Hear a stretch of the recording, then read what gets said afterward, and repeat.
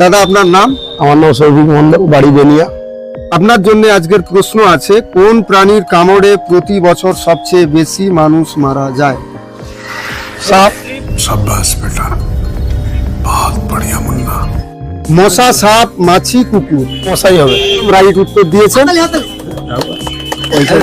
দ্বিতীয় প্রশ্ন হলো, কোন প্রাণীর রক্ত সাদা? সাপ, ব্যাঙ, টিকটিকি, বাদুড়।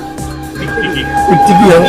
উত্তরটি উনি সঠিক দিয়েছেন, ওর উত্তরটি টিকটিকি হবে। 3 নাম্বার প্রশ্ন, শ্রীনগর শহরটি কোন নদীর তীরে অবস্থিত?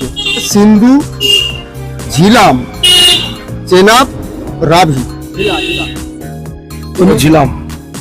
ঝিলাম, ওর উত্তরটি ঝিলামই হবে। অসংখ্য ধন্যবাদ দাদাকে আমাদের তিনটি প্রশ্নের সঠিক উত্তর দেওয়ার জন্য।